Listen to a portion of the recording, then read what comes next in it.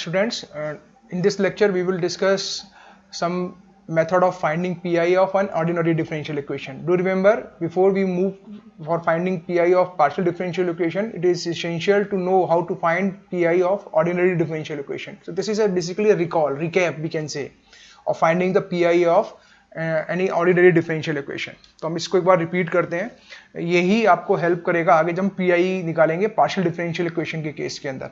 तो अभी तक हमने डिस्कस किया था कि अगर हमारे पास एक कोई ऑर्डिनरी डिफरेंशियल इक्वेशन है of this form F D Y is equal to some function of X, और एफ डी में जो भी हमारा ऑपरेटर है कॉन्स्टेंट कोफिशिएंट के साथ है.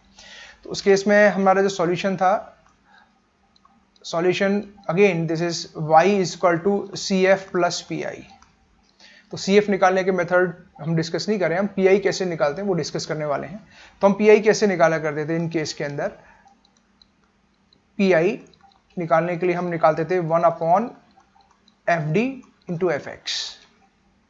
और एफ एक्स जो हमारा हुआ करता था वो बहुत सारे फंक्शंस हैं, कैसे कैसे फंक्शंस हमने डिस्कस किए हैं. E to the power A X हो सकता था, या हमारा cos ax या sin ax हो सकता था, या फिर इन दोनों कोई हमारा फंक्शन हो सकता था vx या px कह सकते हो आप, पॉलिनोमियल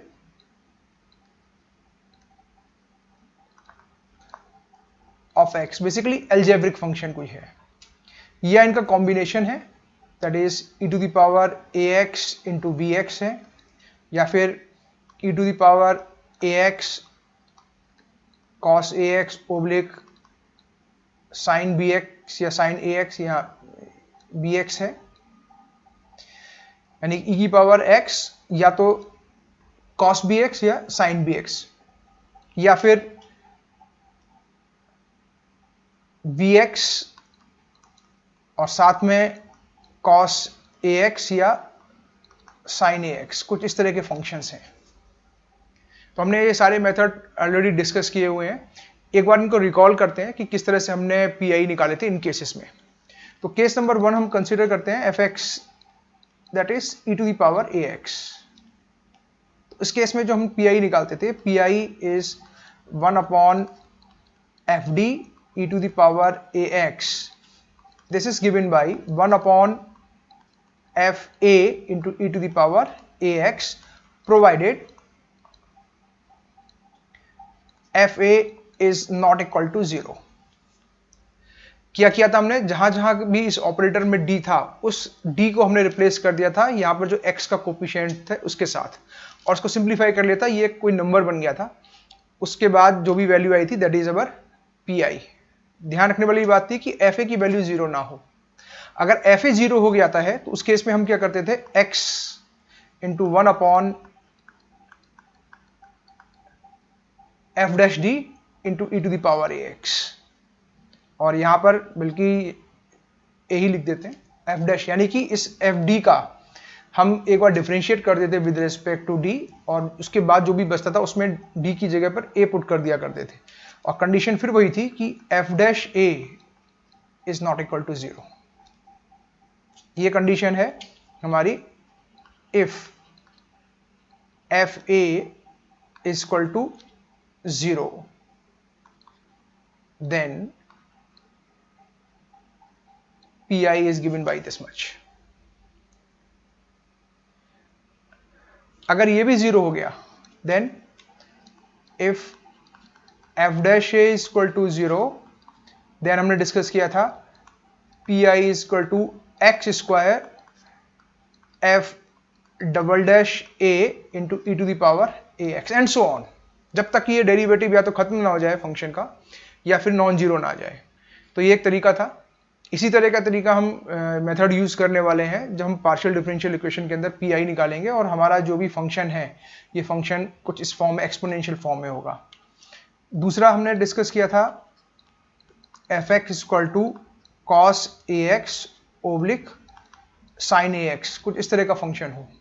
तो यहां पर हमने जब पीआई निकालने का मेथड डिस्कस किया था, this method is basically 1 upon f d square cos ax oblique sin ax। Now question is what is F D square. F D square का मतलब ये है कि इस एफ डी के अंदर जो डी स्क्वायर के टर्म है वो टर्म हमारे लिए इंपॉर्टेंट है, तो हम उनको हाईलाइट कर रहे हैं, उन्हीं को देख रहे हैं कि डी स्क्वायर के टर्म्स कौन कौन से हैं।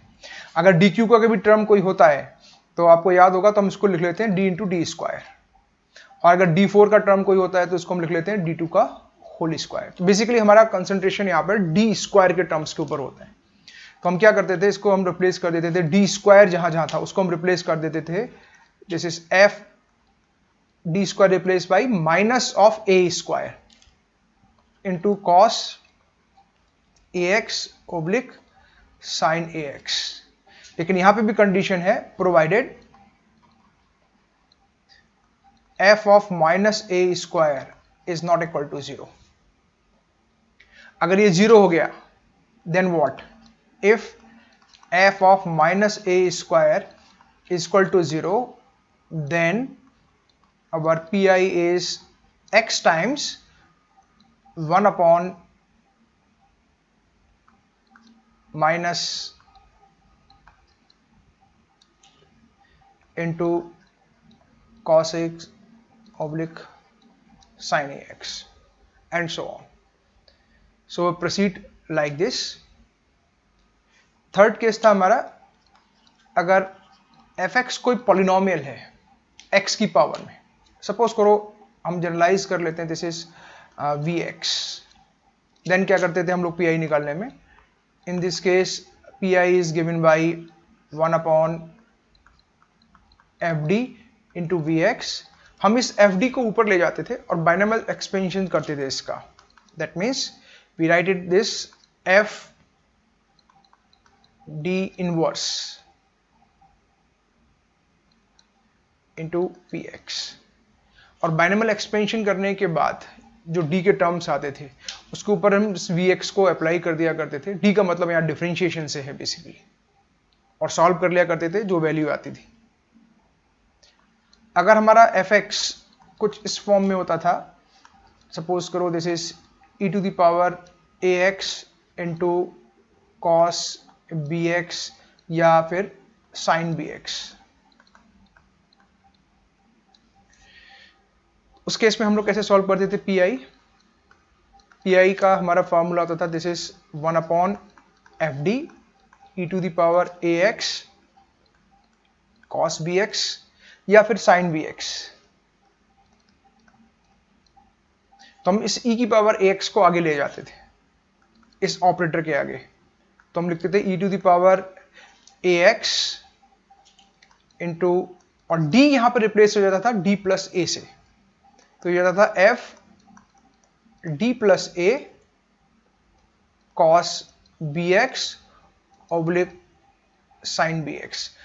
अब यहां पर जो भी बचा, इसको जो हमारा रूल था साइन और कॉस के लिए सॉल्व करने वाला, यानी कि डी स्क्वायर को रिप्लेस कर देंगे यहां पर माइनस ऑफ बी स्क्वायर से, देन प्रोसीजर इज सेम। इसी तरह से अगर हमारा fx is equal to E to the power ax into bx के फॉर्म में, तो उस केस में अगर हम pi निकालें तो हमने पढ़ा था pi is equal to 1 upon fd E to the power ax into bx। तो इस केस में भी e की पावर ax को हम आगे लेके जाएंगे, e to the power ax, और यहां पर d है वो रिप्लेस हो जाएगा f d plus a into we X. जहां जहां पे भी d लिखा है उसको हम रिप्लेस कर देंगे d प्लस a से, और ये जो अब पूरा बचा इसको हम वही जो हमारा पॉलिनोमियल वाला भी हमने डिस्कस किया था कि इस क्वांटिटी को ऊपर ले जाके बाइनोमियल एक्सपेंशन कर देंगे और वी गेट द आंसर। इसी तरह से अगर हमारा fx इज इक्वल टू कोई फंक्शन आता है vx इंटू कॉस ax या sin ax, how to solve this. तो इस केस में जो हमारा pi निकालने का मेथड था, pi इज 1 अपॉन fd, हम इसको लिखते थे cos ax या sin ax इंटू vx। तो बेसिकली इस केस में हम साइन और कॉस को कन्वर्ट कर लिया करते थे इमेजिनरी और रियल पार्ट के टर्म्स में। तो हम इसको ऐसे लिखते थे real part of 1 upon fd in case of cos, real part of e to the power I ax into bx। ये आपने कॉम्प्लेक्स एनालिसिस में पढ़ा होगा, e to the power I A X is equal to होता है cos ax plus I sine ax। इसका real part हम देखेंगे, दिस इज cos ax, और इमेजनरी पार्ट देखेंगे, that is sin ax। This is real part of this. अब इसको solve करने का तरीका सेम है, दैट इज हम इसको लिखते थे रियल पार्ट rp, e की पावर ax को आगे लेके आए तो हो गया e to the power I A x 1 upon F d plus i a into we x. E की पावर ए एक्स को आगे ले जाने का प्रोसीजर यही है कि डी रिप्लेस हो जाएगा जो भी एक्स का कोफिशिएंट है यहाँ पर ई के साथ। अब इसको सॉल्व करने का तरीका वही है कि इस क्वांटिटी को ऊपर लाएंगे और बाइनोमियल एक्सपेंशन कर देंगे इसका और सिंप्लीफाई कर लेंगे। अगर साइन होगा तो यहाँ पर आरपी की जगह पे हम इमेजिनरी पार्ट लेके सॉल्व करेंगे। तो ये हमारे कुछ प्रोसीजर्स थे, मेथड थे, जिनकी हेल्प से हम किसी भी ordinary differential equation with constant coefficient का पीआई निकालते थे। एनालॉगस है इसी तरह के मेथड्स जब हम partial differential equation with constant coefficient का पीआई निकालने जाएंगे in case of non homogeneous equation. अगर इक्वेशन होमोजीनियस है उस केस में पीआई निकालना कंपैरेटिवली बहुत आसान है। तो जो नेक्स्ट वीडियो होगा उसके अंदर हम डिस्कस करेंगे पीआई कैसे निकालेंगे दोनों केसेस में, जब इक्वेशन होमोजीनियस भी हो और इक्वेशन हमारी नॉन होमोजीनियस भी हो। तो before we start that lecture I am advising you to go through with this ODEs, that is how to get PI of ordinary differential equation. It will definitely help you to understand how to find PI of any partial differential equation. Thank you.